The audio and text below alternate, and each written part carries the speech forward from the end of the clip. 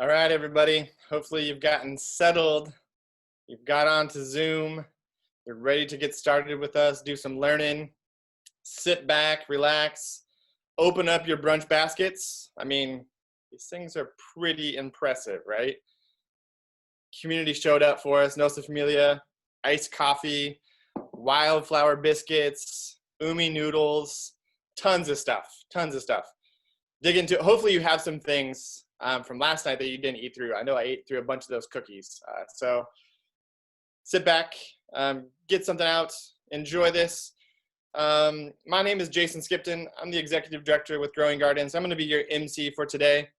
We're going to be having some amazing presenters come up and tell the amazing work that they're doing in their organizations and their movements here in Portland. I want to go over a little bit of Zoom logistics. So who is new to Zoom webinar? Definitely was new to this. So for all of y'all who are not presenters, you can kind of feel a little bit of relief right now, social anxiety going down a bit. Your cameras will not turn on. Your microphones will not turn on either. So feel free to hang out in your pajamas. It's Saturday morning. Or go outside, get in the outside, get in the nature, or lean in real close and listen to what we're doing. No one's gonna see you, so totally fine. And also that one random microphone won't be left on to distract from this event, so you don't have to worry about that or having your mic come on. So feel free to really sit back and relax in this moment. Also know that we do have an active Q&A if you do want to put any questions in there, and also a chat box. The chat box is going to be very important today because we're going to be putting in websites and action items for you all to take based on these organizations that we're going to be talking about and supporting today. So those are some of the logistics to this. We're going to get started today by thanking the amazing folks who actually made this event possible. So big shout out here to our board treasurer, Ben Coleman. Ben, you're up next. Please, let's give shout outs to all the amazing sponsors and donors who made this event possible. Thanks, Jason. All right. We have such a wonderful list here, and I hope you'll really tune in, not only so you know who's helping us make this great event possible, but as you're thinking about who in your community is, someone you might want to reach out to and, pick up another bottle of great coffee or some noodles or what have you. We've got just some awesome companies as well as individuals represented here. So here we go. Our Rainbow Chard sponsor is New Seasons Market. Our Purple Asparagus sponsors are Rick Kwan and Debbie Hills. Thank you guys. And our Crimson Clover and Soil Builder sponsor is Jeff Schuler. Thanks, Jeff. Our fantastic food partners are Wildflower Baking. Thank you, Emily and Katie. Umi Organic, Lola, thanks so much. Three Sisters, Nixtama, New Seasons Market, Double Down, thanks again. In particular, Justin and Jamil, Chenoa and Claudia, thank you so much for your support. Sea Star Bakery, Annie and Katya, thanks so much. Stephen Smith, Tea Maker, Portland Juice Company, Mediterranean Exploration Company, Organically Grown Company, thank you so much. Nature's Path, Little Secrets, Nosa Familia Coffee, thank you so much. Bobby's Boat Sauce, thank you. Bob's Red Mill, Green Zebra Grocery, let's see here. I think, yep. And also, we just want to thank our development committee here at Growing Gardens. That's Debbie, Julia, Rachel, Belinda, Dory, and Justin. Thank you for your leadership and help putting all this together. Julia Forsyth, our Growing Gardens intern, thank you so much for helping us catch all the bits and pieces. And Shar, Brush Gold, our graphics designer, all this beautiful material for the brunch. We couldn't have done it without you. So just really appreciate all of your hard work. Everyone I just mentioned, and also our team at Growing Gardens. this is very much a team effort, would be in any case, but it's even more so the case in these COVID times when we're all having to work a little bit harder to coordinate our efforts. So just a huge thank you to all of you guys. Just a quick little bit about me. I am the treasurer on the board, and just personally want to thank you for being here for the learning part. I feel like that's been the bulk of what I've gotten to do, my involvement with the organization. And then, also for your financial support. It, makes a big difference when month to month we can sit down, go through those financials, and we're asking ourselves, what's the next cool thing we get to do, instead of, oh my God, how are we going to keep doing those cool things? So none of that would be possible without having the amazingly engaged community that we do. So, whether you're joining us for the first time or for the 20th time, just such a huge thank you for being here. I think a huge part of the joy of this organization is gathering together in person, and so this is one extra little hump that you had to take, and just want to note that it's incredibly meaningful to us that you chose to spend your Saturday morning in front of a computer with us. So without further ado, I'll get out of the way, and thanks for being here. Awesome, Ben. Thank you so very much. Really appreciate it. The community really showed up for this. Our small food businesses, filled these baskets for you all to enjoy. So what could really help us as well is helping them. So going and supporting their businesses as well. So we, in the baskets, included all of the businesses. Go out, you can find a lot of these stuffs in the grocery store, but support the work. They're supporting us and our work, especially in our food system that is very much connected. So go out and support them. Your dollars are important. You vote with your dollars every time you go out and shop. So please go out and support them as well. All right, next up, I would love to welcome up Rima Green, our Let Us Grow program director, who's going to do a land acknowledgement with us. Rima.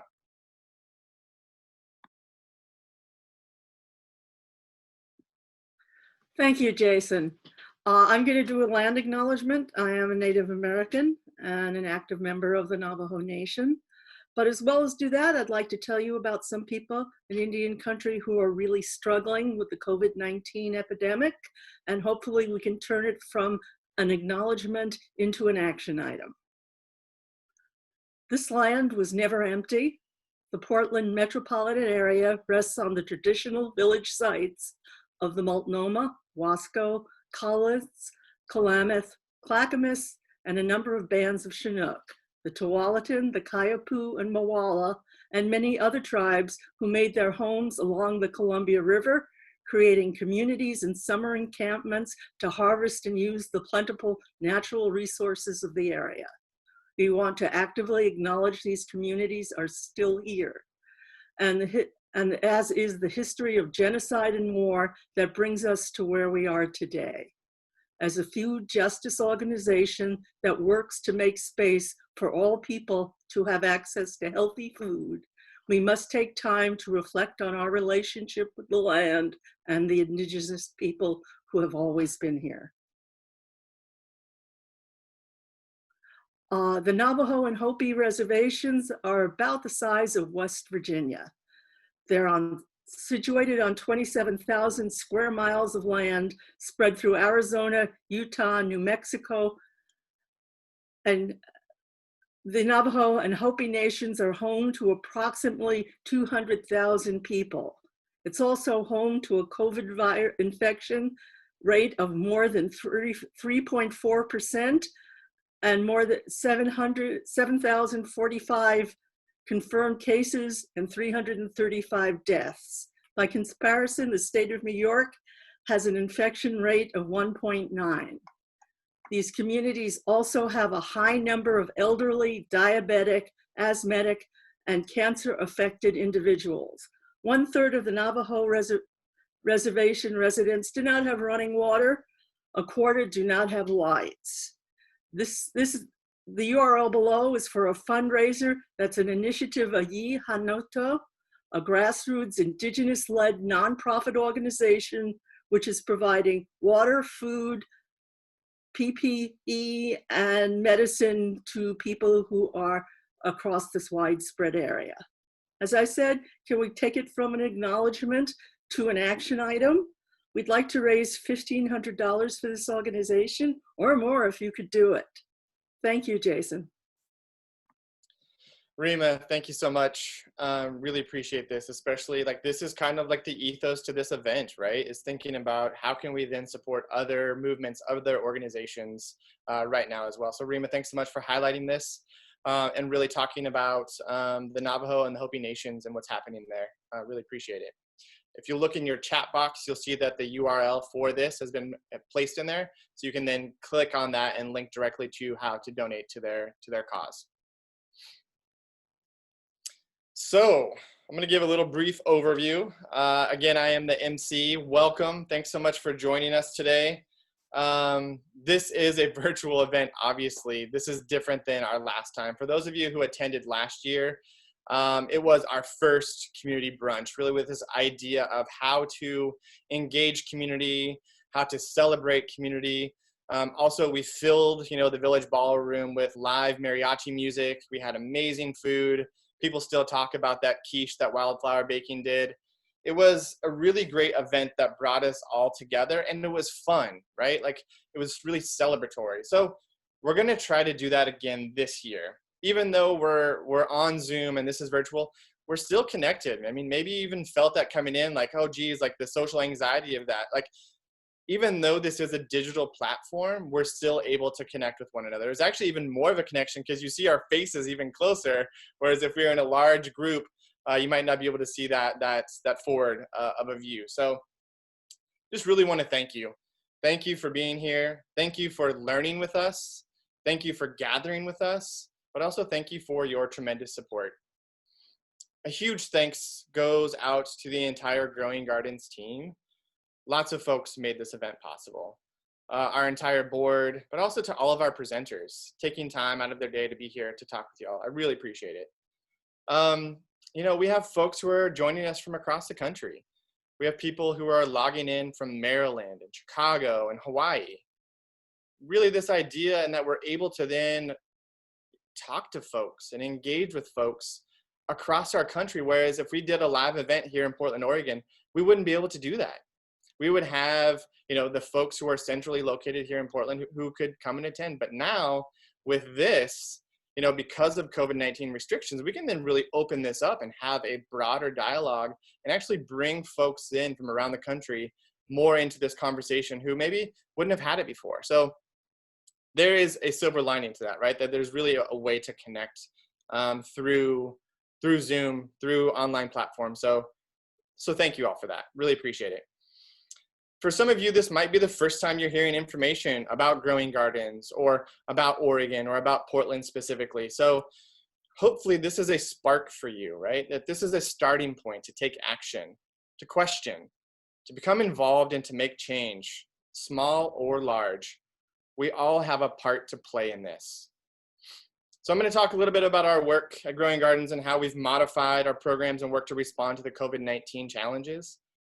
But also really want to talk about the shift in focus of this event, but of our work as an organization around racial justice, and to highlight Black-led organizations and movements. We as an organization that works towards food justice must also look and address racial justice. These two movements are connected. You cannot take them apart. We must make this connection and make true change together as organizations and as movements. So take a deep breath. We're going to have some hard conversations, but we're also going to have some fun and do some celebrating. So be open. Open up your heart and be ready to be comfortable with being uncomfortable. So a little bit about our work, just broadly, normally, in kind of normal conditions, we work in 3 main programs. Our Home Gardens program works with families on getting gardens built in their backyards. Our Youth Grow program works in 11 schools doing garden-based education and connecting STEM and STEAM into the garden and really connecting with kids, getting kids outside, but also eating healthy food. And then lastly, our Let Us Grow program, we work in 16 correctional facilities across the state of Oregon, doing 9 months of horticulture education and production.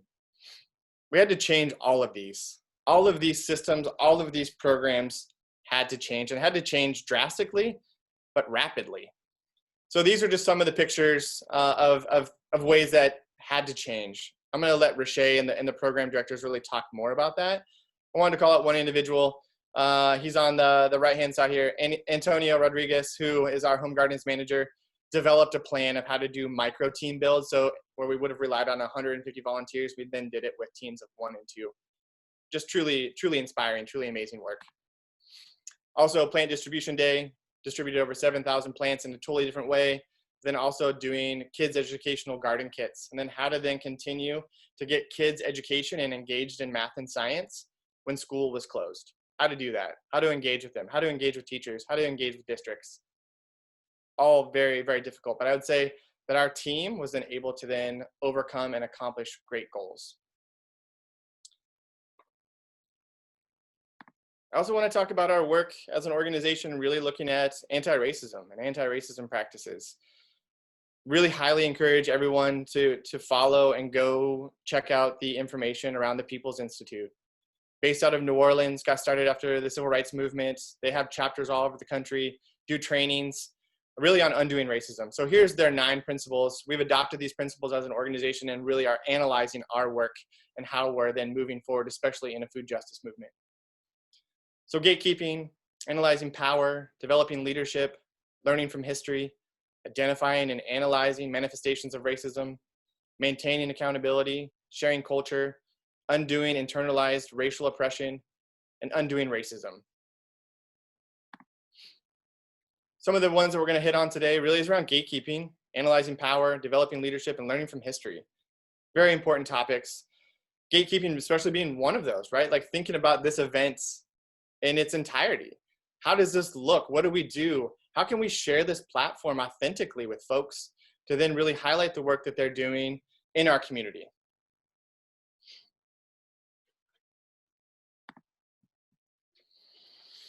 Really want to share with y'all this amazing quote, especially as things have been progressing and moving really around, racial justice, Black Lives Matters movements, Black-led organizations, but also Black-led movements. So one that I wanted to share with y'all is really from Billy X. Jennings, was with the Black Panthers, helped start the food program. You'll see a lot of those things happening today that were pioneered and built by the Black Panthers. So connecting us back into food, back into community, and how this is a nourishing part of our work. So here's a quote from Billy X. Jennings, that food is right up there with justice and liberation in terms of importance. Because if you do not have food and the correct types of food, you're not going to last too long. It's going to affect your health. It's going to affect how long you're going to live. It's going to affect your kids' health.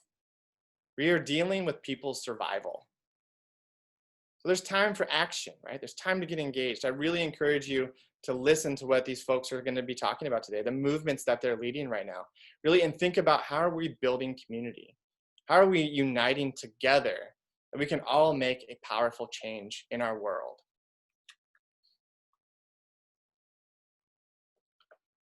Again, thank you all so much for being here. Really appreciate it. Next, I'm super excited to welcome up our Youth Grow Program Manager, Emarina Guerrero. Please come on up and tell us a little bit more about the Youth Grow program. Thank you so much, Jason. Again, I'm Emarina Guerrero, and I am the Program Manager for Youth Grow, which means I support our team in doing what they do best, which is work with kids and inspire and educate. And we're just going to run through a little bit about what our program is about, some highlights from this past school year, how we adjusted, as Jason mentioned, and then also how we're looking forward, because there's a lot of unknowns. So that's what we'll be talking about for the next few minutes. And I wanted to start really by sharing a quick story from one of our educators that she wanted me to share with everybody. And her name is Betsy. And I think it really illustrates what we're all about. So I'm going to read the story. This is from Betsy. Here's a little story from a student in first grade at Fabian School that has a lot of trouble focusing in school, but who loves garden class. Every time he sees me, she says, he runs to me and tells me stories. Here's a wonderful conversation we had together. The student says, Miss Betsy, where did you first find your love of nature? She answers, I think it was when I saw a forest. When did you first find your love of nature? He says, I'm not sure, but I think it was the first time I saw a bunny rabbit in the garden. And I love this story because this is the sort of connection and also his inspiration about being out there that really makes all of our educators know that what we're doing matters. The other thing that really inspires our team and what we're all about is the big picture. So really our big picture is that we're working for food and education systems that are just and truly just, and that what we're doing that through garden education, we're doing that through food sharing with families and kids, and also leadership development in the farm to school field. And then lastly, emerging, we're doing that through supportive policy change, especially at the state level. So a few highlights from this past school year. Obviously the school year, just like every other part of our life, was super impacted by the pandemic. But we were still able to work with and partner with 11 schools. And those schools are in Northeast, Southeast, and East Portland. We provided, through those partnerships, we provided garden education for over 3,000 students, pre-K all the way through 12th grade, with the majority being K through 5. And when we did that, our classes are very hands-on. I mean, we're doing garden education, we're outside, we're doing cooking education, we're cooking with kids. So kids are getting their hands in the dirt, they're getting their hands on tools in the kitchen, and we're sharing food together, right? We're using magnifying lenses when we're doing science out there. And of course, we're doing things like singing songs and playing games. So we're really keeping kids active and engaging everybody. In addition to that, our gardens produced over 700 pounds of produce, and we share, a big part of our program is sharing that, either through class time with the kids, in the cafeteria doing tastings, or if we have a lot of food, what we'll do is actually send it through the school food pantries. One thing I really wanted to highlight as well is that we have been working on expanding our food systems explorations. And so we have a food traditions unit that we do with our 5th graders. We've expanded that to 4th and 3rd grade as well, really exploring, having kids explore food, their own food cultures and the food cultures of other people.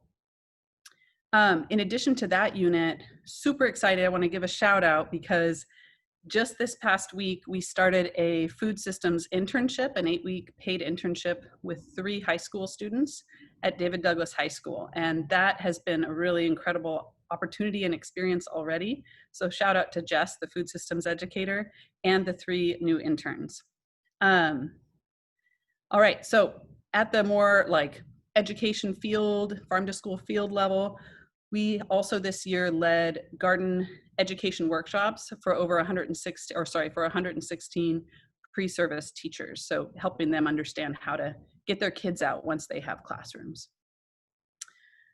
And last, we did have to do this quick pivot Jason was talking about. So I've been so proud of our team for their agility and creativity during the pandemic. And some of the ways we've pivoted to meet kids really where they're at, which is at their home, is through video lessons. So we've been doing tons of video lessons that basically engage with like hands-on activity again, but with whatever materials they can find in their house. So a lot of experiments, a lot of getting kids outside. We also realized we had this opportunity to increase our garden production because we were like, where's all this food gonna go, And usually our gardens are more for education. We said, look, we know there's a lot of families that need fresh food right now. Let's up our production. And so we did that. And we've been doing weekly deliveries to the food pantries that are still open at a lot of our schools. So we're really proud of that. And then lastly, very exciting, we developed a take-home garden kit, which includes basically like soil in a pot and plant seeds, instructions, and then also a journal for the kids to keep track. So that's another thing. And we distributed over 600 of those, and we'll continue to do that this summer and fall. All right, so kind of thinking about next school year and beyond that, we've really had to reflect as a team, what keeps us motivated, what keeps us excited. obviously the kids, and but also a lot of the experiences we've had, and it's all couched in the context of what's going on right now as well. Maxine, who's one of our educators, volunteered a reflection she wanted to share with everybody. And so I'm going to read that now.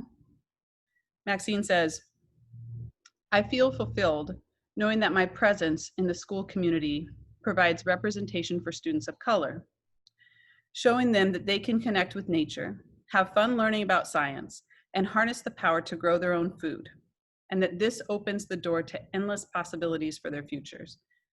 It's one of the many ways we can work towards living in an anti-racist society. Her words really illustrate how the work we do, while it can be fun and silly and light, it also can be a powerful agent for positive change. So as we look forward to the future school year and beyond, truly we don't know what our program is going to look like, because schools are not going to operate as they have in the past. What we do know is that change is here, both due to the pandemic and also due to the long overdue attention towards shifting our racist system that we live in. And so these events have really helped our team at Youth Grow become a stronger team and become a more creative and resolved team, resolved in our commitment to really teaching our students teaching for them first and foremost, not just to be beholden to educational standards or what we think our students and their families want and need, but really reaching out to them. We also know that if we're able to, we'll be teaching physically in the gardens with the kids. And regardless of whether we can do that or not, we'll make sure to keep doing our video lessons. We're going to be sharing food with families, and we're still going to be singing silly songs and playing games to teach our kids. So speaking of silly songs, I wanted to share that our team wanted to share some of their joy and fun in what they do. And what they did was they actually wrote a song for you all, and we performed it for you all. And so it's based on a classic garden song, Inch by Inch, Row by Row, and it just gives you a little peek into how we might engage our students. And it tells you a little about our program. So thanks for listening.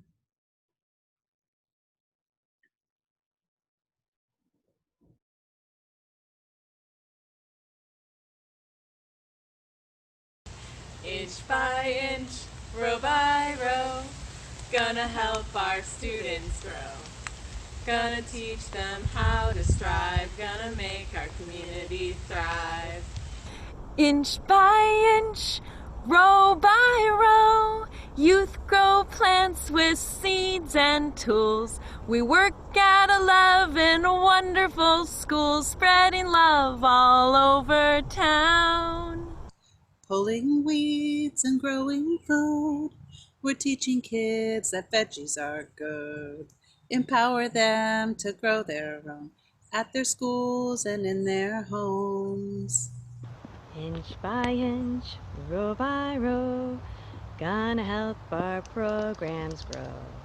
Gonna help our team to flow, gonna make it fertile ground. Rain for grain, sun and rain, teaching garden skills to gain. Till our kiddos and their brains reap the bounty of the land. Inch by inch, row by row, gonna make our garden grow. Gonna dig them deep and low, gonna make them fertile ground. We plant our seeds wide and long, seasoned with some joy and song. Gardening will make kids strong if you give them loving care. Inch by inch, row by row, gonna make our students grow. Gonna reap and gonna sow, gonna make this fertile ground. Inch by inch, row by row, gonna plant with seeds and tools. We work at 11 wonderful schools, spreading love all over town.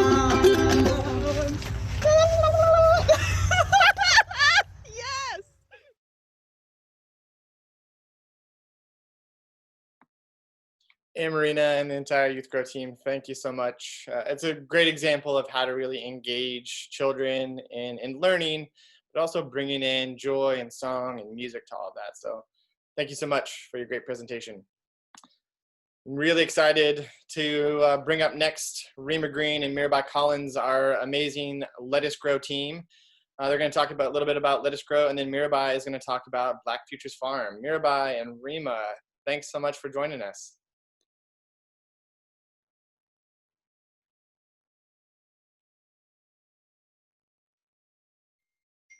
We're going to talk a little bit about what's been going on with the program at this time. As of mid-May, as of mid-March, the department, all the state, federal, and juvenile correctional facilities have closed to all visitors, volunteers, and contractors. For us, that means that normally at this time of year, we've got 32 volunteers across the state who are working in gardens and teaching classes. And that is going on right now in a very limited way. What we've done is we've provided a self-study course for the inmates, which allows them to continue working while we don't have any instructors inside. We've also provided seeds and starts to any facility that's requested them, and they've pretty much all done that by now. The Oregon Department of Correction is reporting that they have 174 cases of COVID-19 with 1 death among the inmates and 49 cases among the staff. In spite of that, they're letting us come back in on July 1st.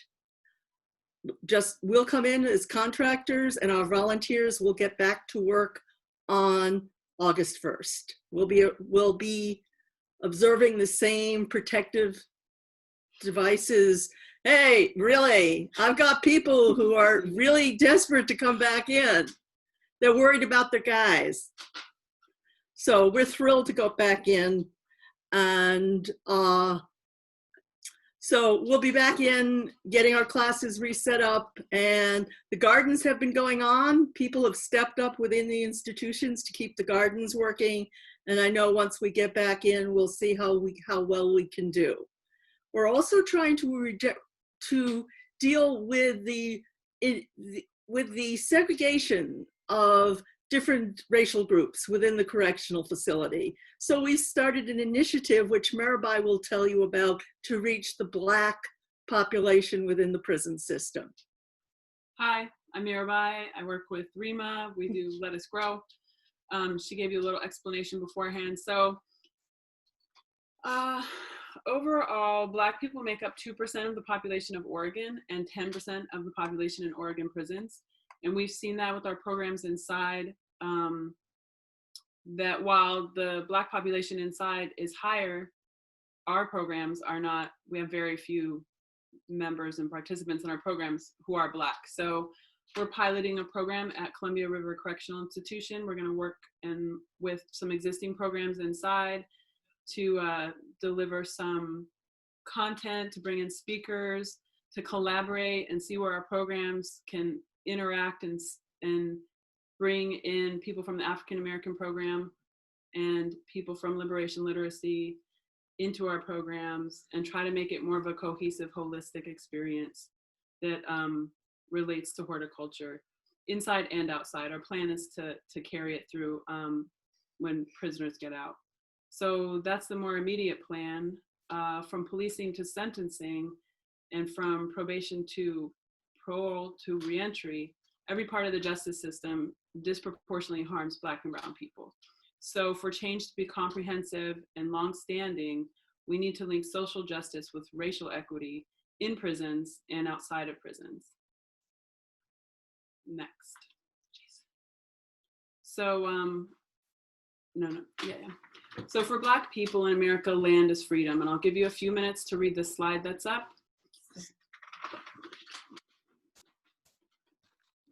And to think about what this means in terms of the work we do around food justice and food systems, and how that relates to being Black in America, and how that relates to justice in general.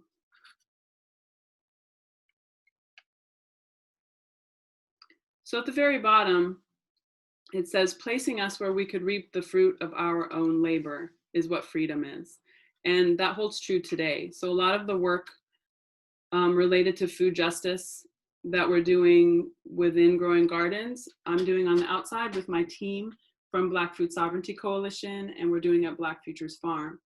So part of this land justice and food justice work involves the fact that between 1910 and 1997, African Americans lost about 90% of their farmland. So Africans were stolen, brought to America to work the land, and then not given any land.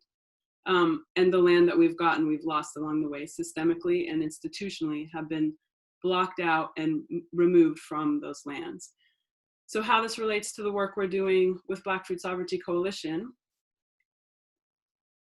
is Black Food Sovereignty Coalition is a response to this land loss, to Black alienation from food systems and food sources and agriculture. Black Food Sovereignty Coalition is a member-based organization working in solidarity with Black, Indigenous, and POC or BIPOC growers, policymakers, advocates, and educators to stabilize food systems infrastructure for marginalized communities in the Pacific Northwest. Building on the foundational work of other culturally grounded grassroots initiatives and organizations focused on food justice, I'd like to give a shout out to Mabonegrown here. BFSC serves as a collaboration hub, working alongside established justice-driven efforts to support existing community initiatives, strengthen community food systems, transform cultural spaces, and share resources. And part of that work is Black Futures Farm, which is a program of the Black Food Sovereignty Coalition. And I would like to acknowledge the membership team of Black Food Sovereignty Coalition, which is Jamis, Eddie, Chuck, Malcolm, and I'm in there somewhere. So together we make Black Futures Farm a reality. It's a collaborative Black-centered farm in Southeast Portland. We're at 6745 Southeast 60th Street. We have a production element and a placemaking element. And the production element involves a CSA, which is part of a community-supported agriculture. It's a food systems model based on growing fresh food and building relationships within the community, and building relationships between farmers and community members, the people who grow the food and the people who eat the food. So we have a bi-weekly CSA. We grow seasonal vegetables, fruits, and herbs for our CSA. And we're just starting up a bi-monthly BIPOC market called Come Through, which is at the Red on Salmon. It's coordinated by Racing Farms and Black Food Sovereignty Coalition. It's gonna start officially, it's gonna be every other Monday starting July 6th, I believe. So we're doing a soft start on the 29th, and then the following week it's gonna start officially. So this is how we share food. This is how we teach each other about the productive and economic aspects of growing food, so that members of our community can see how food is grown and then how we make it an economically viable source of resilience and a way to survive, and not just to survive, but to really thrive. So that's part of what we do. This land, this is a picture of the farm. It's cultivated by our community, by the Black community, with help from volunteers and the generosity of other people in the community. We have tomatoes, kale, collards, corn, squash. We have cherries, blueberries. We grow a lot of things, and it's all grown with love. Another important aspect of the farm, oh, here's some more food. Yeah, it's a beautiful place. It's a place to heal. When we're there, we're free from, we don't have to justify ourselves. We don't have to fight for our lives. We don't have to fight to be heard. It's just peaceful and joyous and Black. And that's what it's for. So we can heal, and so we can grow, and so we can share the land with each other. Another important part of this whole, of Black Futures Farm and of Black Food Sovereignty Coalition is really placemaking, which is what I was just talking about in terms of community and coming together. Every Sunday is just Black people, We come together and we hang out and we enjoy life. We enjoy the sun, we enjoy food.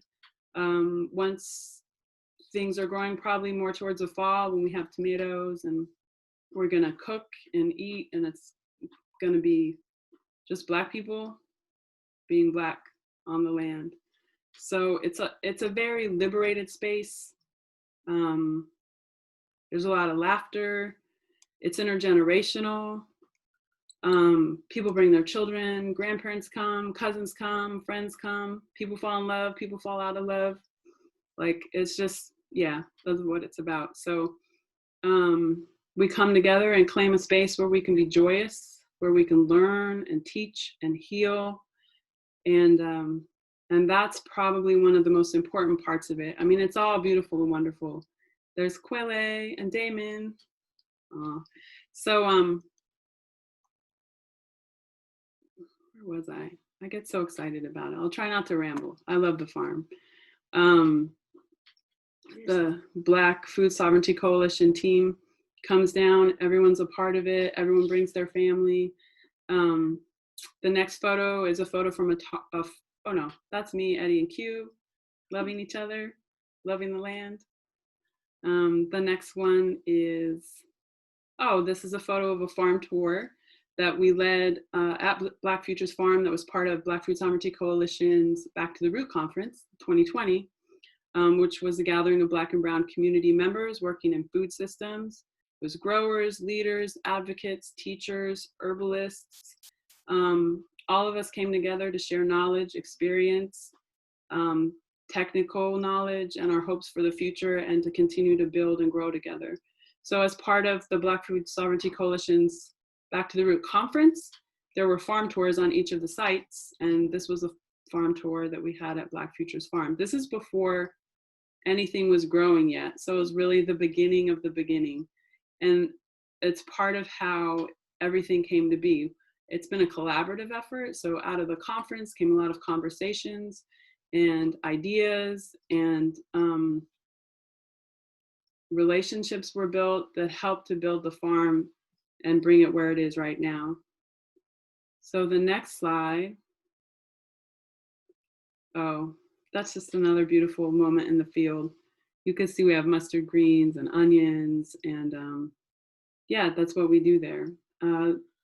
Monday through Saturday is open to anyone, and we can have volunteers, and people can come and check out the space and ask how they want to help and learn about us and talk and figure this out together. I think that part of this work, and what an important action item is, to compel people to use their imaginations. Like, we have a list of things that you can do and things you can read and ways you can donate, but also I think sit back and be still and think of how you can be a part of this, and then talk to us, ask us what we need, ask us where we're going, what we want, how to do this, not how to do this, how to help you do it, but how can we do this together, or how you can help us. This work we have a long way to go, and it's just getting started. And it's important not to lose momentum and to stay focused and be diligent. And I think part of being able to make it through the long run is to have some stillness and think about what is going on, and not just keep going and just stop for a minute and breathe and figure out how to be a part of it in a way that's helpful. So you can volunteer at the farm. It's at 6745 Southeast 60th in Portland. There will be links in the chat box for donations. And then at the end of the slideshow, Jason's going to throw up some stuff. I think the chat box is going to have a link that you can click on, so it's kind of more direct. Beyond that, yeah, use your imaginations and resources to help build a better world. There's one other thing I wanted to say about prison and COVID, is that I feel like COVID is an opportunity for people to feel a little bit how people in prison feel. Like if being locked up and cooped up and not having access to your friends and your family, has given you anxiety, if you're feeling alienated, if it's been difficult, that's how it is for people in prison. But a lot more intense, and for some people, indefinite. They may be, that's the rest of their lives. So I think taking a moment to think about that, to think about how COVID restrictions have made you feel, and understand that people who are in prison have been feeling that and worse for longer. So I think that's all I have to say. I just want to thank everyone for being here. Donate and help in whatever way you can. Our goal for Black Futures is to raise $5,000. We need a greenhouse. We also need a meeting space and kind of a storage shed, so anything helps. And we'd love to have you come and check it out. If you're Black, definitely come on Sundays. It's a lot of fun. It's good for you. And if you're not Black, Tuesday through Thursday or Saturday. So if you check out Black Food Sovereignty Coalition, our website, you can send an email, contact us directly. One of us will get back to you and let you know how to follow through on this. So I appreciate you. Thank you, Jason. Thank you, team, for putting this together. Hi, Malcolm. I love you. Hi, Janice. Hi, Eddie. Hi, Chuck. Okay. Mirabai, thank you so much. Super impressive work. Very, very amazing what you all are doing. Thanks so much for giving us more information about this and getting more in depth on this as well. I really appreciate it. These photos are just so fantastic. If you all want to go and support them, please do. You can check it out in the chat box. Go to their web link. They are a part of Black Food Sovereignty Coalition. So when you go in there, you can make a donation and then put in the comment box, this is for Black Futures Farm from Growing Gardens Brunch or something like that, just so that they know that the funds donated from this will then go to Black Futures Farm. So thank you all so very much, Mirabai, for that great work, but also for the work that's happening in Let Us Grow. Really appreciate it. So we want to highlight this really amazing video that we've been working on, and it really kind of harkens in the work and kind of really talks about what's happening right now in our work, in our country, really around racial justice, centering Black communities and Black-led movement. So I'm really excited to share this really amazing video with y'all. Please enjoy.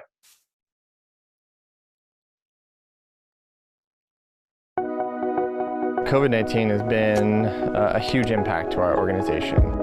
How we decentralized our work about 5 years ago really has paid off, in the sense that we then had multiple organizers around the city of Portland. So then they took on more of the work that was then happening and the organizing.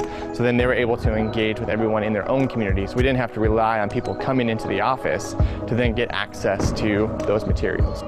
Us supporting our gardeners for 3 years is not going to stop during this pandemic. That's really the heart and soul of our mission, and what we're doing is getting food access to families that need it the most. We're building a lot of community partnerships through this. We partnered to do CSA boxes with some community farms, and so during this time, really focusing on the work that we're doing, being equitable, getting out to the communities, providing them gardens, providing them access to food, providing them learning opportunities and resources, and then just building connections, because it's all about community at this time. That's the biggest part, how we're supporting each other, how we're being there for each other, building a garden, and being able to have, even with social distancing, some of that social connection with people around. Look what I grew, pride, joy, things like that.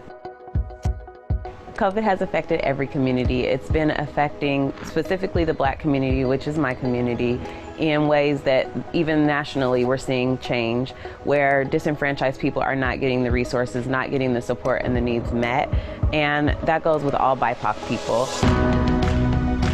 So COVID-19 is now shifting into this really let's look at racial justice and let's look at Black Lives Matters and centering Black communities. We have to call out white supremacy and really say that this is not allowed to happen in our work, in our country, in our city anymore. We have to use our platform as an organization. We have to use our resources to then really highlight and center Black communities, but also highlight Black movements and Black-led organizations and the really important work that they're doing. Support them with everything that we have as an organization, as a team, and let them lead this moment. I encourage you to really find their work, support their work financially as well. If you want to support the Black Food Sovereignty Coalition, do that. If you want to support Black Futures Farm, MRG, Don't Shoot PDX, like, do something. If that's a protest, if that's calling the mayor, if that's calling the governor, it's time to be active. Get involved in your community. Show support.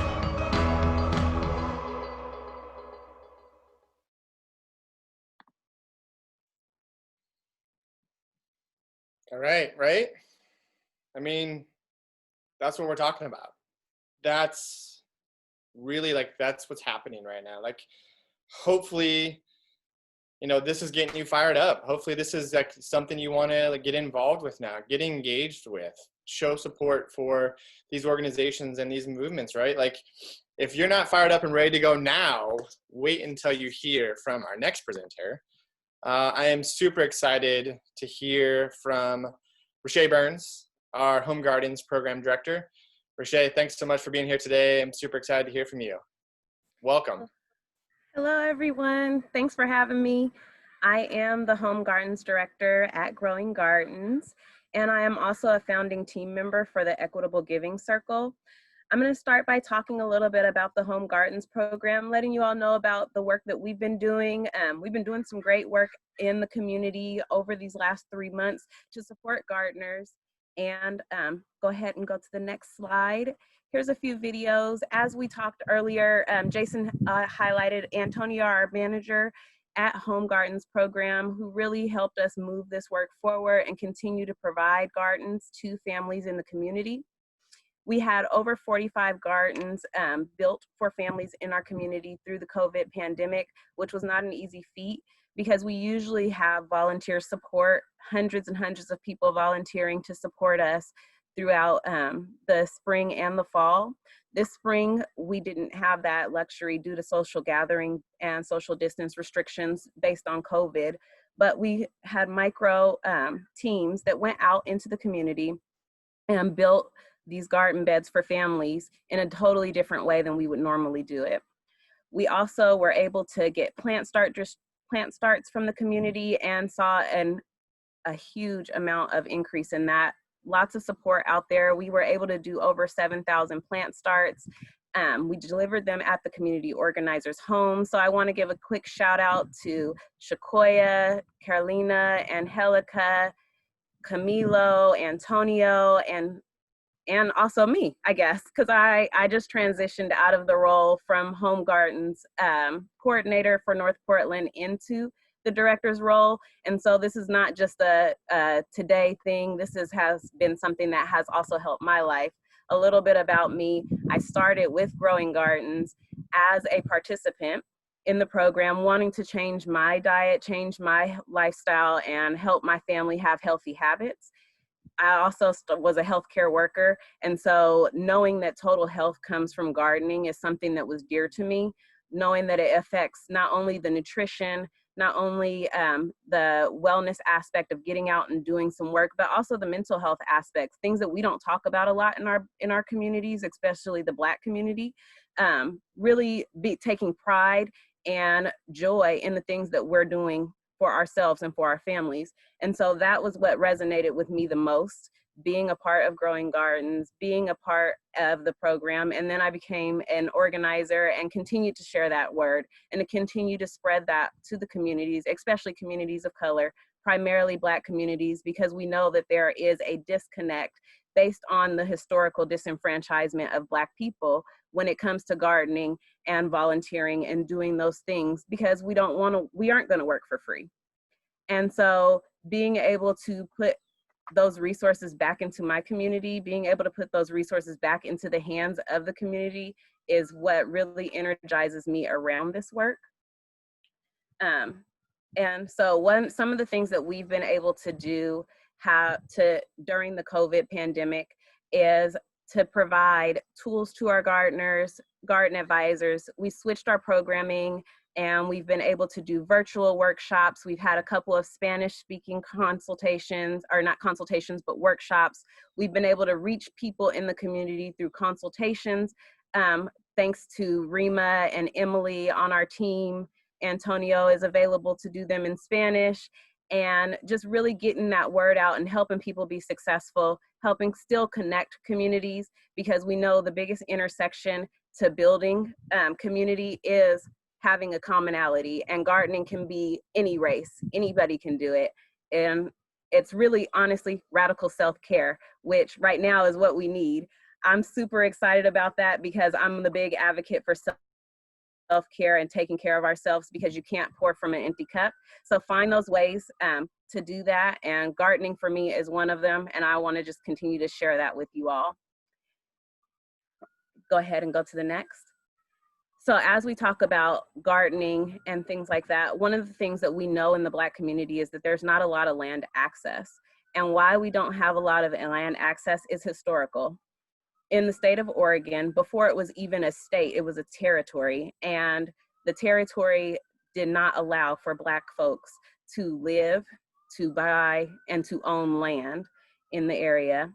They also excluded Black folks and people of color or non-white residents.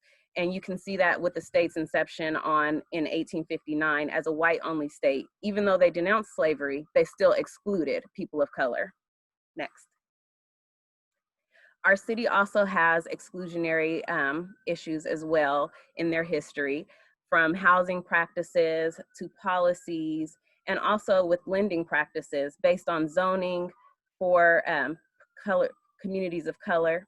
One of the biggest incidents that we saw happen in history was the flooding of Vanport, where it was the second biggest city in the state, and also one of the largest housing projects in the country. And when that flood hit, it took out the whole entire city, disenfranchising and making communities of color move out. We knew that Black residents made up 1/3 of that population. So when you think about currently the census and things like that, we know that the Black community only makes up 6% in the city of Portland, but in the state of Oregon, we're only 2.3%, which is not a lot when we think about the ways that we're providing access to land and who has access to the resource to garden. Next. And in present day, what we're noticing, and I'm talking about Portland, Oregon, and Multnomah County because these are our primary areas that we're working in. We're working in North Portland, we're working in Cully, we're working in Park Rose, Centennial, Lentz, and we're currently starting to expand out to communities of color in Gresham and also into North Clackamas. But we're seeing this because gentrification is happening in Multnomah County. People are being displaced at proportionate numbers. Families are not able to purchase homes because of the high rates. And so therefore, we're still having that barrier to land access. And so these are things that as we're thinking about gardening, we've been thinking about different ways of doing that. You're seeing a lot of programs similar to what Mirabai was talking about with Black Futures Farms, the Food Sovereignty, Mudbone, trying to get access to land to bring that back into the culture. And so as we're sitting here and thinking about this and you're looking at those slides, think of the ways that your access, what can you do to support this and how you can help communities of color have access to land so that we can continue to grow together. Next. And this is a picture of home gardens. I really like this picture because it shows our community pre-COVID. There are our community organizers, Shakoya, Antonio, Angelica in there. I think Emily is in there as well. I can't really see it right now, but you know, it's multitude of people. The one commonality that they have is gardening, and you see so much joy in this picture. Like, who thinks that gardening can bring them joy? This much joy? Me, I do. And so at the end of the day, this is what really gardening is. This is what really our community should look like, and not just by gardening, but by in general. So that is all that I have to say about the Home Gardens program. I really appreciate you talking or hearing me about this, and I hope that you all will help to share this information, promote it to your family and friends, and let them know that this is out there, because we're still looking for gardeners. We still want to help gardeners, and regardless of COVID being around, we want to continue to build this community. Next. A way that we are tackling this is through an organization that I hold dear to my heart. It is the Equitable Giving Circle. It is a group of Black women, Black professionals, advocates, and change makers in the community who've come together with the leadership of AJ McCleary, our executive director. It started with a conversation about change and depositing funds back into the Black community to help with economic empowerment. And so this year, we decided that we would move it forward, or AJ helped us move it forward. And so we've been working on this since the beginning of the year, and we've really made some strides. We answering the call to action right now.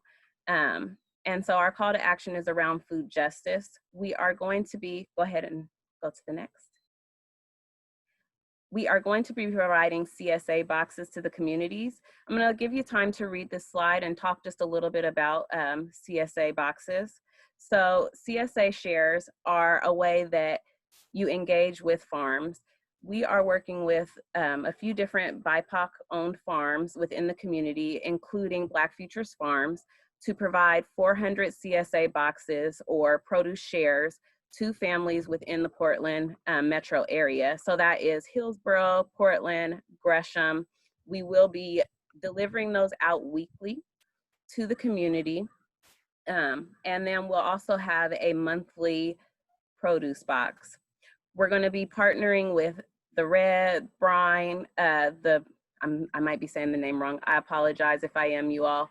And we'll be delivering these out. We're working with the Black Food Sovereignty Coalition, and we're just really trying to engage the community, provide access, shift economical power, and we're doing that through no strings attached giving model.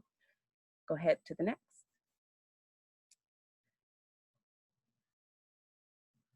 Click one more time. And for those who don't know, CSA is something that was a concept that was coined by Booker T. Whatley.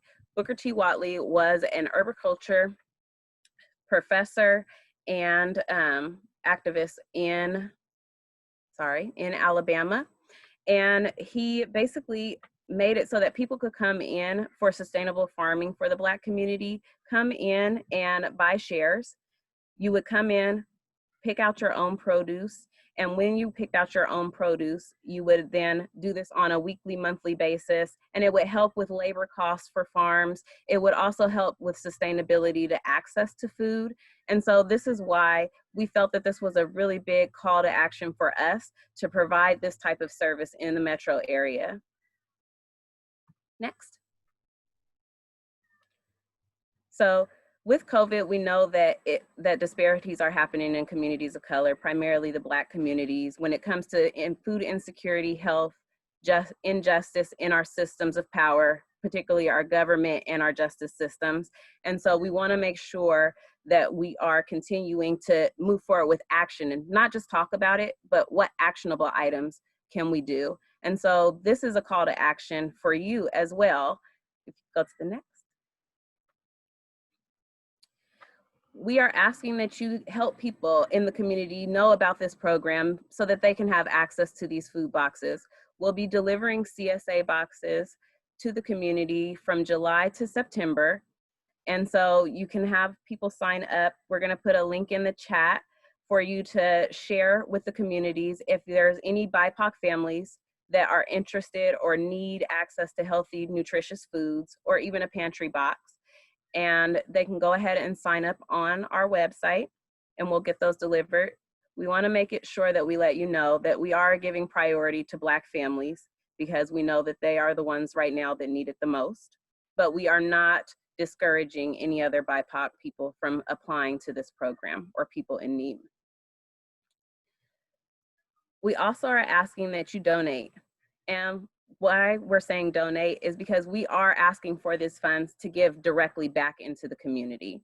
And we're doing that in different ways. We are a project-based organization, and so we'll be working on multiple projects after this and continuing on past COVID to support BIPOC communities, BIPOC businesses, Black and Indigenous people in whatever they decide, or whatever they let us know are the needs of the community at that time. Right now, we're currently asking for $10,000 so that we can hire an intern, because our work is based on all volunteers. And it is really amazing to see this work, because these are volunteers of women that are doing DEI consultings. We are working with Kiyoshi and Lillian Green over at the, we are, and we are currently, sorry y'all, I'm having a moment because there's a lot going on around me out here.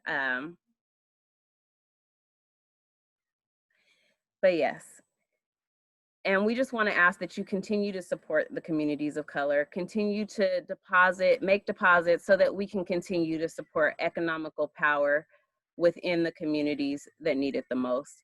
So feel free to donate, go to our website, Equitable Giving Circle, and I just really appreciate the team at Equitable Giving Circle and everybody so far who has helped us make this 400 CSA box distribution happen. And like I said, we'll be starting that in July. Looking forward to all of the support. And thank you, Jason, for this opportunity to allow us to share what we're doing with the community, because this is new. This is not something that is norm. This is not something that a lot of people have heard of before. And it's something different. And we want to make sure that people understand and know that it's not just about giving back to the community, but also growing and learning together how we can support each other to create economical power shifts. And that's it. Rashae, thank you so much. I mean, 400 CSA boxes is just incredible, right? Like, that deserves a huge round of applause in itself. The amazing work that you all are doing in very short time has just been impressive to watch. But also, you know what, that's what this event really is about. Like, Growing Gardens, right, is a piece of this puzzle. We're not the entirety of this puzzle. There's so many amazing organizations that are out there doing this amazing work. And that this is really about standing in solidarity, showing and highlighting other work that's being done as well. So then folks can hear about that and support your work as well. So really, really appreciate that. Want to say just a couple of things before I forget. The amazing video that we just watched before Rashae came on was put together by Gabriel Barron. I really appreciate the amazing work that he did for that. And it really kind of thinks about like this next step, right? And this next presenter that we're going to have coming up is a Growing Gardens board member. He's with the Urban League as well, but is really going to share a lot about like civic engagement and how to get involved right now. So it's with great pleasure that I welcome up Darren Golden. Darren, please join us. Thanks for being here. Thank you, Jason. I just want to give a shout out to all of the speakers who went before me. You all did an amazing job. And I've heard almost all of you speak before, but I feel like I learn something new every time I listen to you. So thank you. Yeah, the Black community is experiencing a monumental shift for the first time in my life and the first time for many Black people in Portland and Oregon and across the world. We are being told that we matter. And that is something that I don't know how to quantify yet with words, so I'll just leave that there. There's a lot going on. There's protesters at the Justice Center every night. There's protesters stomping down MLK or trying to set up autonomous zones outside of police precincts, and individuals who are calling legislators all day and night and sending 60,000 emails to Commissioner Hardesty before the budget hearing. There are so many different ways to get involved. The ways that I just listed are all ways to get involved. But then also checking in with your neighbor.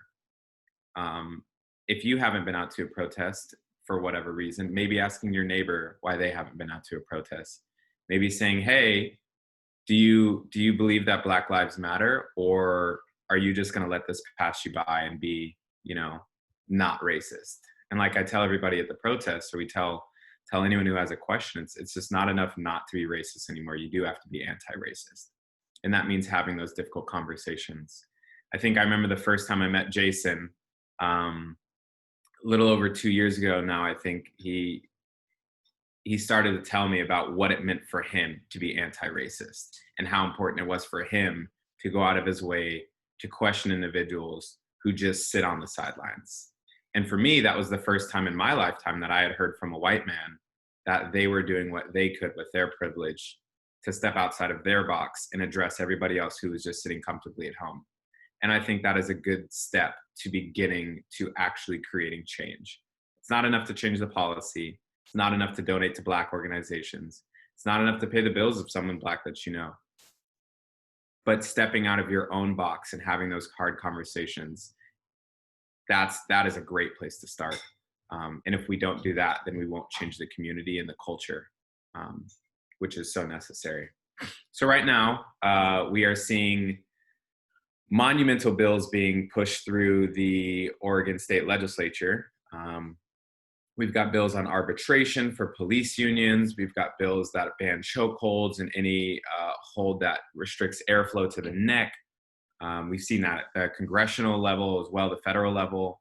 We've got bills that are going to create a discipline process, or not discipline process, a database for all officers who have received discipline so that that can be logged, so they can't go from one precinct to another without being held accountable. And what else? We're working to defund all of the tax dollars that are put in the police departments right now and reinvest that into education. And people are like, well, why is that important? And I'm like, well, what if I gave Jason $2 million a year more to do this work? Think about that. Think about what it means to double or triple a budget of an organization such as this, because so much of that money is already not doing that. It's going to people who don't share those same values, who are inside of a system that doesn't allow them to act out in a way that supports the community because they're upholding laws that oppress the community. Yeah, so there's a lot going on. If you haven't been to a protest, you can follow Rose City Justice online. You can look at Growing Gardens. They're usually reposting all of the stuff. You can open up your Google browser and look what bills are going through the Oregon legislature, and truly actually start following up on what it means to be an engaged citizen on policy, and then see where that policy is coming from. People will be like, oh, this is coming from the People of Color Caucus. And they're like, what is a People of Color Caucus? And then you start to learn, oh, I actually live in North Portland and I have a Black state senator, Lou Frederick. People are like, oh, I didn't even know Lou. Call Lou up, say, hey, Lou, I support you. What more can I do? And then he's got a list of stuff for you to do. And it just starts with getting engaged. There's so many different ways to get engaged that I couldn't list them here. And like someone who talks to the protesters a lot when we're out, if you don't know, just Google it. It's just that easy. So I thank each and every one of you for being engaged in the way that you are with Growing Gardens. And I know that if you're engaging with Growing Gardens, you're already doing more than most community members are. And that means the world to me and to Growing Gardens. Thank you. Darren, thank you so much. Thank you for all your activity and civic engagement as well for many, many years. It's been really great to watch and support the work that you're doing. So thank you again so much. Really appreciate it. Thank you, Jason. So a couple of things, right? Like how to get engaged around this, like what to do. Like hopefully, like the idea of this is like, hey, we want to like create a short list of organizations, kind of curate this list for how to get engaged, how to get involved. And also really think about this. I mean, like tying back to what Rashae talked about, that our state, you know, for folks who are living in Oregon, was built on very racist practices. It's now up to us to then shift that and change that and make our state now built on anti-racist practices. Like we have to do that. We're the populace. We're the community that then moves forward with that. And so really encouraging everyone to step out of their comfort zone, right? To get some education, to support these amazing organizations, right? So giving to Equitable, Giving Circle, right? They have a goal from this is making $10,000 of fundraising $10,000. Darren really wants to highlight, you know, the Portland African American Leadership Forum and going to their website and learning about what they're doing, what their action items are, and donating to them if you can. Mirabai mentioned Black Futures Farm wants to raise $5,000 so they can get a greenhouse and a shed on their farm. You know, become a perennial donor with Growing Gardens is also like a really important part of our work is fundraising as well. And if you give on a monthly basis, that really supports our work and our initiatives moving forward, especially responding to COVID-19, or really focusing our work around racial justice and racial justice movements. That this isn't a flash in the pan. Like, this is a societal change that we have to keep moving forward day and day and day and months and years ahead, right? Like, this isn't just a one-time social media week thing. This is an organizational and societal shift. You know, going and supporting and buying produce from BIPOC farmers, from Black, Indigenous, and farmers of color. You know, going to those farmers markets. Mirabai had a really great example of one that's starting up, you know, on Monday. Going to the St. John's Farmers Market or the Kenton Farmers Market and looking for Happiness Family Farm is also another way to do that. Seek out and support Black-owned businesses, right? It's a really easy way to get engaged right now in doing that. So some of this is we have, you know, we're trying to encourage you to think about this, to engage and invest in us and invest in our work as organization, as movements going forward. So we have 2 generous challenge matching donations, right? To really kind of spur this on for you to not wait. The links are there in the chat box to go and click it and to make a donation right now. That this is the time to do that, right? So Veronica Bitchett Vatican has been a generous matching donor. So has Ben. They're looking at matching $1,300 for all of these organizations. We will follow up with them. We'll be talking to all these organizations, compiling data, and then getting that back to you through emails. So this is a way to kind of spur that on. Think about this, that there are people who want to also encourage you to donate money, and these folks have generously offered to get that started, right? So you might be thinking, all right, what are some ways that I can get engaged? Sure, there's been lots of education, lots of things going on. You know, I really think there's ways to donate if you can. Give financially. That's a really great way to show solidarity, but also to keep this movement going forward. And to show up in solidarity with Black-led organizations and movements. If that's showing up at Black Futures Farm and volunteering, or showing up to a protest, or calling Lou Frederick, like, those are ways that you can get engaged, right? I think something that's really important right now is to share what you've learned today with 3 people. There's a lot of noise and media and social media and things happening. You've heard today from real life people who are doing this work on the ground. We're going to send out a recording of this presentation, share it with other folks, watch it again, think about ways to then engage with folks, but also to start having these hard conversations with people, right? So think about that, like, start these conversations. They might be uncomfortable right now, so do some self-reflection. Why is it uncomfortable? Do some education. There's lots of compiled lists of resources and books and webinars and YouTube videos, really, about how to then answer some of these questions, right? And have some of these hard conversations with your family. That, you know, this might, you know, alienate some friendships and some family, but you need to have these conversations. Like, this is really important work to do. Volunteer and start today. Like, this hopefully is the spark, right? This is the beginning of the conversation and not the end of the conversation. All very important things. Ways to get engaged are aplenty right now, right?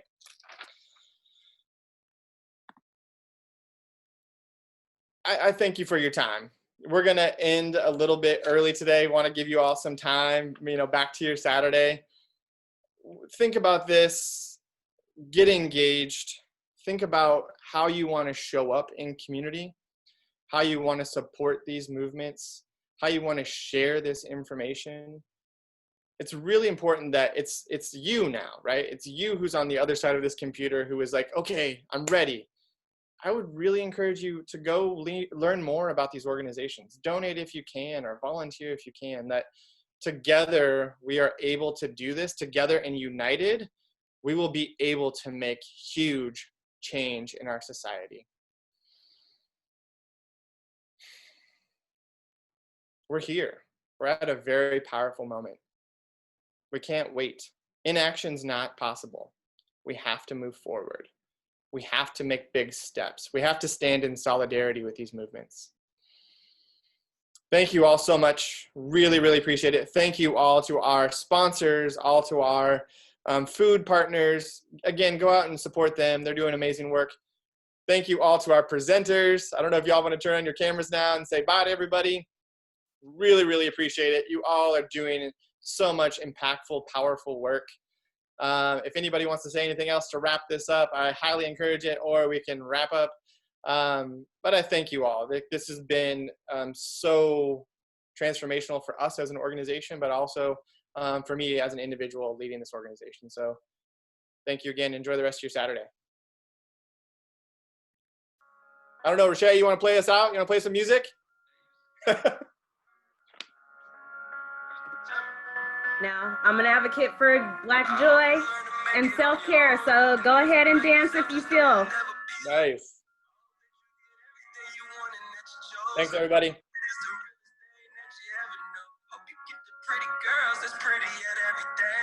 $1,000,000 cribs, having $1,000,000 dreams. And when you get it all, just remember one day, one man could change the world.